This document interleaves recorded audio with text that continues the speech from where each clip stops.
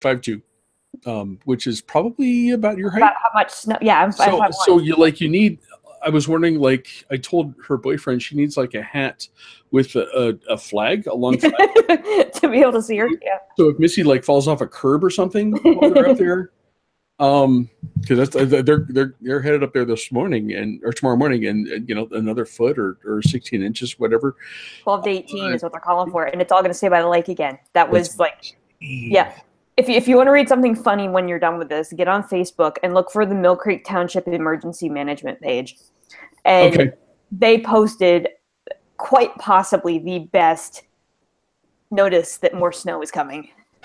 Okay, I will look. You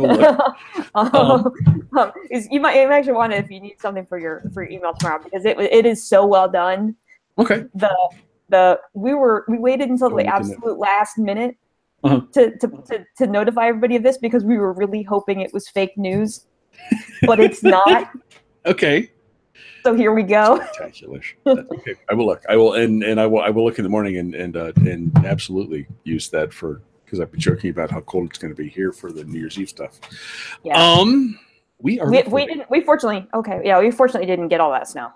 Corey only had. That's a backwards. You usually get more, right? Mm-hmm. Yeah, normally that 56 inches or whatever would have come inland, but it also by the lake we got like 6 to 8 ish, which is manageable. Yeah. I mean, it was just kind of a normal little snowstorm. We had an inch fall here, an inch fall there, but like that was it. We left Corey today. There was 8 inches on the ground. And this next storm, they're calling for another 6 to 8 for them, but that's another manageable. For people in Corey, that ain't a big deal. Manageable. No. I mean, they don't even plow driveways at 6 inches. Like, you got to have more than 6 inches of snow on the ground. Right. So yeah, it's crazy. I am just now looking at scores. Michigan State is up big. Holy crap. Michigan State's up 21-3. Stanford's up big. Last I checked. That's in the third. Stanford is up 21-16. That's a little tighter than TCU has. The thing I love about flying Southwest, you could now watch live ESPN. Oh, really? Yeah. So I watched I watched the second half of the Camping World. Okay. I just set up my iPad on my desk, and because we have to keep the TVs during the day when people might be paying attention, we have to keep the TVs on news stuff. Yeah. So I set my iPad up right here on my desk next to me, and there's college football just in a steady stream right there. So that works. We are. I have my notes ready to go. We are broadcasting. Are you all set? I think so. Okay, we're going to call this. One thing I should. Are we going to make an attempt at doing one more show before the title game? We did last year, and my schedule next week is actually pretty. Like, we don't get things up and rolling really, like schedule wise, until the following week. So this is the last week where it's really ugly. My schedule wise, so okay. I should be able to tape a quick one pretty much whenever. Okay. Yeah. The only thing I have back this week is I have my Thursday night rehearsal next week.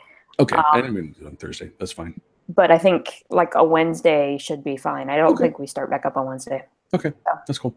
So I will reference that. And then otherwise, there's my script. You are ready. I am ready. I have my silly hat on. And we are going to go in a 3, a 2. Howdy, boys and girls, and welcome. It is the Carla and Crappy. I guess we're going to call this the National Semifinal Show. I think that's what we're doing here. Okay. There are lots of. Bowl games. Well, we are solidly in the situation where there are wall-to-wall bowl games, but we are going to focus just on 2 of them. Me and Carla, who has escaped 140 inches of snow in Erie, Pennsylvania, to make your way back to Nashville. Hi, Carla. Hi, as of about like 20 minutes ago. Yeah, no, I just got off a plane and I'm here. And I was watching that, we were just talking before we started the show that this is really cool. I actually watched football on the plane. Thanks Southwest and your free live TV. Thank you, nice people at Southwest. Yeah. So that was fun. So I got to watch some football while we were coming down here, and the flight was delayed, so we didn't know if this was going to happen. But no, we didn't get all that snow. I was 25 miles south of Snowmageddon happened in Erie. Thank God. And that's insane. Because Carla, if you guys don't know the geography, Corey is usually where most of the snow would fall. And for whatever reason, the snow stuck closer to the lake this time. So Erie, I think the last total I read was 65 or 66 inches. Yeah. And Carla, you got a half a foot or something like that? Yeah, we got like 6 to 8-ish. Like it really wasn't bad at all. And for people in northwestern Pennsylvania, that's nothing. That's nothing. No, in fact, we were laughing that like we don't even plow driveways for 6 inches of snow. Nice. Like once you get above 6 inches, then you start thinking about getting the shovels out and the snowblowers out. But okay. Well, welcome back to SEC territory where it's a sunny and warm-ish. It's still cold. I know. It's still cold here. Like we left Pittsburgh. We flew out of Pittsburgh, and it was good seeing you last week too. I guess we should mention that we actually did have a CNC show reunion while I was home. Yes, we did. But we left Pittsburgh today. It was like 20 or 18 degrees ish. We landed in Nashville. It's 27 here. Balmy. Yeah, and palm tree swing. I guess. Yeah. Stop. I moved south to escape all this stuff. That is how it goes. It has obviously been an eventful college football season so far. My alma mater won its bowl game. It did. Carla, your alma mater has a new head coach. They do, yes, which is exciting. It's the third head coach in school history, so we'll see if the Colonials can put something together next year. And then just bowl games and more bowl games. And I did an AJ. AJ was pretty much spot on for everything with he talked about with Purdue and Arizona last night. Yes. I almost made it to the end of that game. Almost. I didn't even try. I didn't. I missed the last touchdown. I went to bed and Arizona was up, and I was like, Purdue's going to go down and score and win this game. And then they did. And then I was happy. In fact, as it stands right now, I haven't. Michigan State's looking good, but as it stands right now, the Big Ten is 2-0 in bowl games. It looks Michigan State's looking good in their bowl game, so that's a nice thing in the Holiday Bowl in San Diego. But we have two big ones to talk about. So this will be we're just gonna do the national semifinals, and we will be back to talk about briefly about the title game once we figure out who that's going to be. But so let's get to these so you guys can you can join us on Monday as we overdose. I mean, don't move from the couch. Put some pork and sauerkraut in the crock pot. Yes, and eat it when you're ready. But otherwise, those are the only excusable reasons to move from the couch while you're watching college football on New Year's Day. And the best reasons are these two games starting at 5 p.m. Eastern on New Year's Day. I'm still bothered by the notion that there's a Rose Bowl that doesn't involve a Big Ten team or a Pac-12 team. But I mean, these are the times that we live in. Instead, we have number 3 Georgia versus number 2 Oklahoma. Georgia, in spite of the rankings, is a 2-point favorite. And I thought this was curious, Carla. The over/under is 60 points, and that seems high to me. And that would, to me, I mean, well, we're going to let you go first. To me, that would favor Oklahoma. But I'm good. But you, I will get to my thoughts in a moment. What do you think about this one? I think it's interesting this game is first. Although I will say the traditionalist in me, it's weird not having a Big Ten Pac-12 matchup here. But thank God they kept the game at 5 o'clock. Yes. Because that's part of the mystique of the Rose Bowl is watching the sunset in the middle of the game. That's part of it. So thank you, playoff committee, for not moving the time of the game. At least if we can't. And we got two teams that wear red, so that should be a fun stadium. But No, everything you said there is absolutely right. And I'm looking at this matchup on paper, and literally, like, this is the one that I still am not 100% sure who to pick in this game. It feels like two teams that it's a little bit of strength on strength a little bit here, but there's one big difference. Yes. You know, if you look at all four playoff teams, one of these things is not like the other, right? You have Alabama at total defense number 2 in the country, Georgia at total defense at number 4 in the country, Clemson at total defense at number 6 in the country, Oklahoma total defense at number 58 in the country. Yeah. Yes. You know, and so you have to think that's going to play a role in this game. We've talked about how many weeks did we talk about this Oklahoma defense that we're just like, okay, it doesn't exist. Right. And this is a Georgia team that plays really, really well against weak defenses, you know. I mean, and they were able to figure out the Auburn defense quite nicely in winning the SEC title game. You know, and the other interesting thing here is, and it doesn't match up with what everything is showing with the line and all of that, but the Georgia offense doesn't have to rely on the arm of Jake Fromm here, because they have the you know, running duo of Nick Chubb and Sony Michel. And then you had the wrinkle with the freshman, DeAndre Swift, who just kind of had a breakout moment against Auburn in the SEC title game, where he, you know, went through the middle of the line for 60-some yards for a score. So I like this Georgia offense against a slightly non-existent Oklahoma defense. Okay. The thing that the wrinkle in the whole equation, I would be 100% behind Georgia looking at those two things. The wrinkle in the equation is Baker Mayfield. And whether or not this Georgia defense, which has been so good this year, you know, number 4 in the country, and number 2 against the pass, which is key in this game, will they be able to slow down, you know, the Baker Mayfield offense? I honestly, I really don't know who to pick in this game. What I'm looking in front of me says Georgia wins. Okay.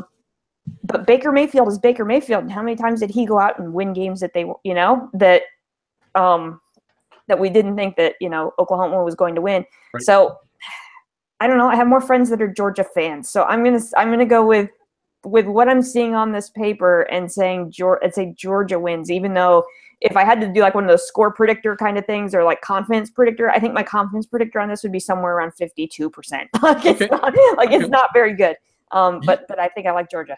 Okay, you and I are going to talk about the exact same things, except we might have a different outcome. So okay. I'm looking at this and I'm thinking, you know, defense wins championships, and then I'm thinking, well, okay, we're not playing this game for a championship. It's only semifinal, so I'm not sure how that's going to play into this.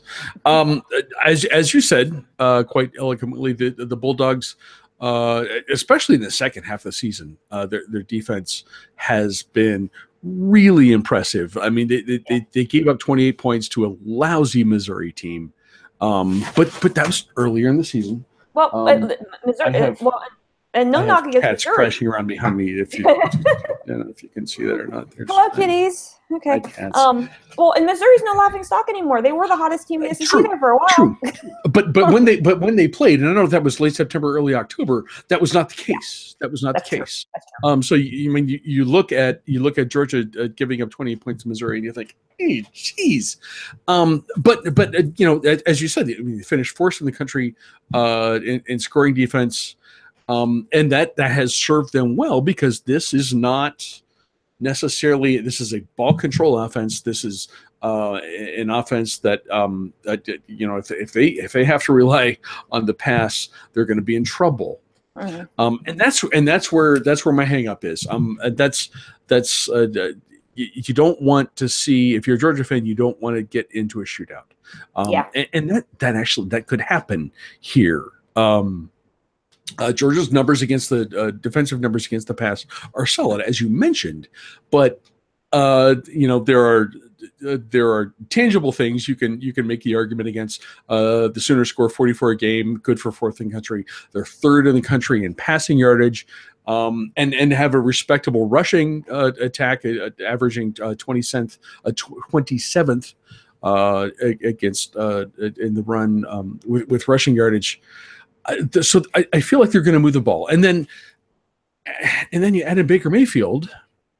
Mm-hmm. And as irritating as he has been personally to me, that's an impressive, intangible. So I what I look at, maybe if you look at the other side of the ball, um, Oklahoma's defense isn't exactly non-existent. Some of this has to do with the nature of the conference that they play in, but the Sooners had the 40th best rushing defense in the nation. If you look at yards per game, not awful.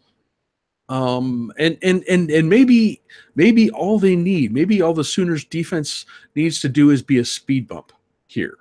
Mm-hmm. Um, if Georgia does not throw the ball well, if Oklahoma can, especially if Oklahoma can get out ahead early and then cause just enough problems for Georgia's rushing offense, I think Oklahoma is going to win this semifinal game. So we'll see how that one goes.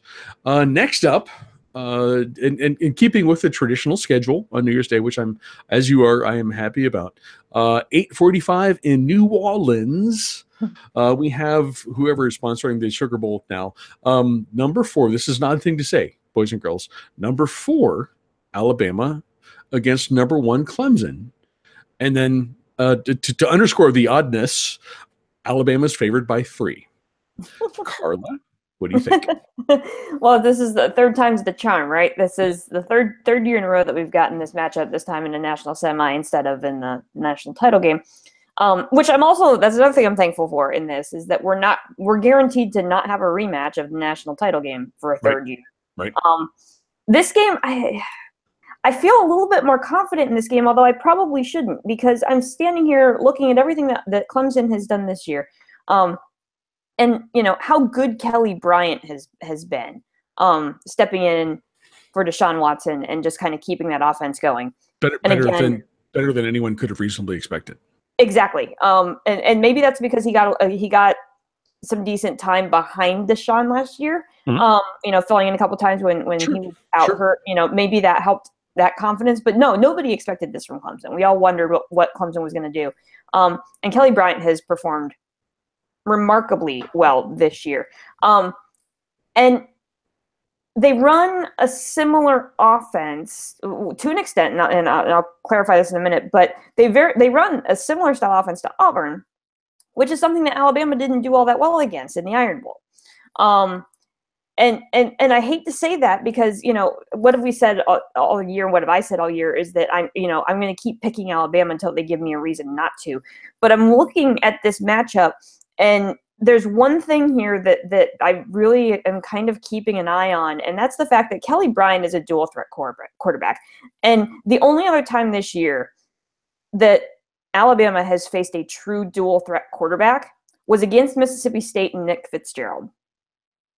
And Alabama struggled in that game. They needed a Jalen Hurts drive at the end of the game to go down and win that. Now, true, they were playing on the road in those darn cowbells.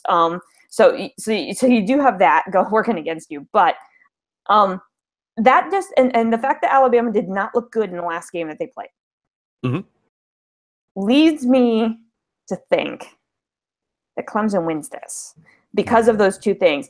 I hesitate to say that. Like, I feel a lot more confidence in the way that Clemson is playing right now.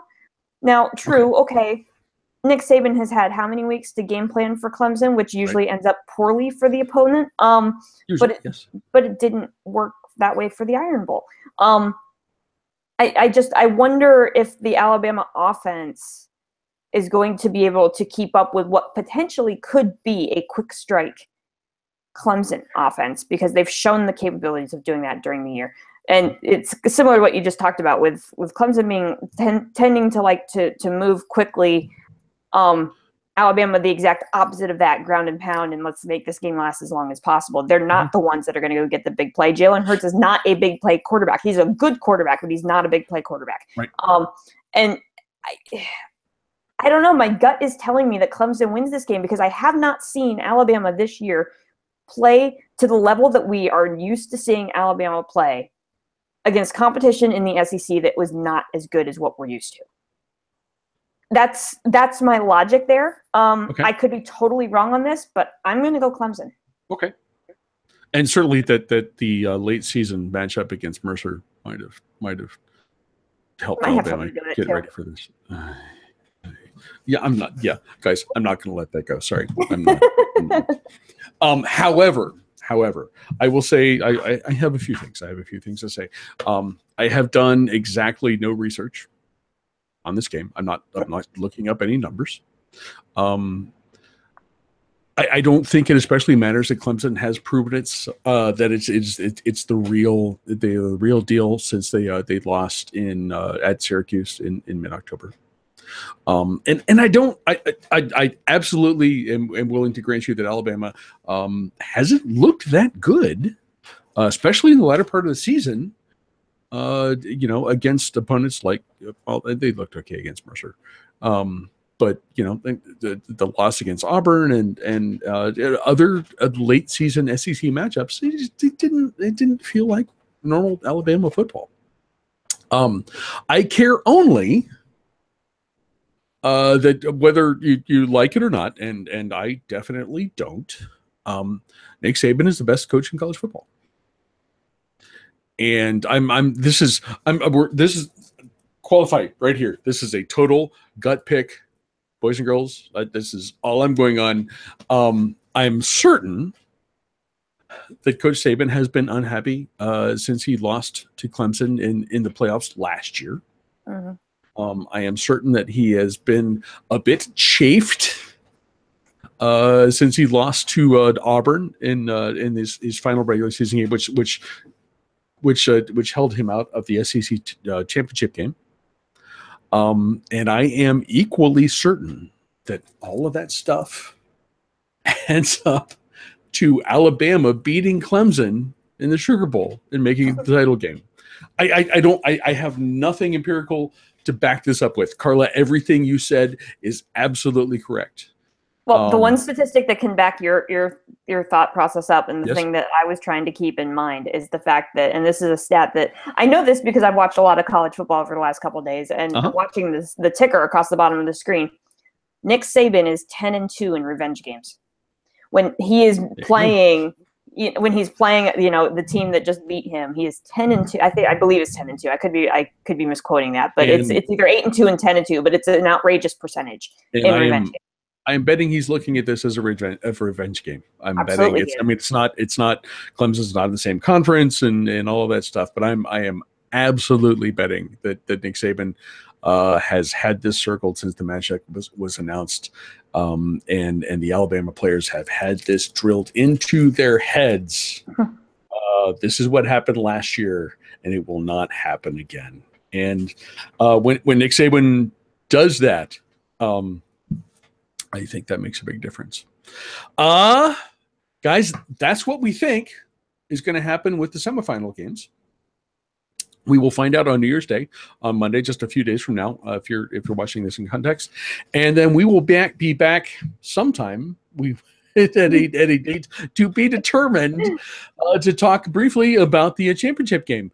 Carla, enjoy this weekend. This is arguably, I mean, you've got championship weeks and you've got rivalry weekends. Rivalry weekends, yes. But man, this weekend I have cats everywhere. This weekend is tough to beat, right? It is. Yeah, no, we're looking forward to the your Cotton Bowl, which we're taping this on Thursday night. Your Cotton Bowl is tomorrow night, and my Fiesta Bowl is on Saturday. Yes. So it's just a great time for college football, and the fact there's now that we're into the top 25 matchups, this is when it gets fun. I mean, we like to have fun with Bowl-A-Palooza because some of those games can be ridiculous, but this is really the weekend when things. And there have been some ridiculous ones, but this is the weekend, boys and girls. Park yourself on the couch, enjoy it as much as we will, and then we will be back here next week to talk a little bit about the title game matchup. Carla, thank you. In a whole new year. In a whole new year. Cheers, y'all. Cheers. Happy New Year. We will see you in 2018 and talk about some more college football. Carla, thank you. Yep. Thanks as always. Thank you guys for watching. We will talk to you again soon. Woo. That's fun that we picked opposite. It is. It is. Love it. It is. I really still don't know who's going to win that Georgia-Oklahoma game. I really don't. That's a hard. There's a the guy. He is a part-time employee of the Allegheny County Parking Authority, and he works in the lot that's right behind the Post-Gazette's building. Big college football fan, and he's noticed all the Ohio State stuff. So every time when I'm leaving, he's there like 2 or 3 days a week. Okay. And he's always asked me about Ohio State. He bitches at me because the PG doesn't publish college football lines in the paper anymore. Oh, they're online, but he wants to see them in the paper. Yeah, I understand that. Last week he asked me, what do you do with Oklahoma, Georgia? And we have like a 30-second interaction on the days he's working, and I'm handing him my credit card and the parking ticket, and I'm like, dude, seriously? and I picked Oklahoma for the same reasons that I articulated tonight. Yeah. But I'm like, that's hard. That's a hard one. And he's betting on these games, So I'm offering all these qualifications, like, please don't spend money based on what I'm telling you. Yeah. For entertainment purposes only. Yeah, exactly. But it's like my brief, and that was something of a gut reaction also. My brief reaction was, I think in this case, offense is going to beat defense. I'm not sure. I mean, if Oklahoma can score and Oklahoma can keep Georgia, just slow down the running game a little bit. It doesn't even have to be a great effort or a great result, but I think that'll be enough. But I'm like you. That's a really hard one to pick. Yeah, we were talking about that. We stopped at the Permanis and Moon because we had that weird 35 minutes to kill before going to the airport, and so we stopped there and got some sodas and some pretzels because that's really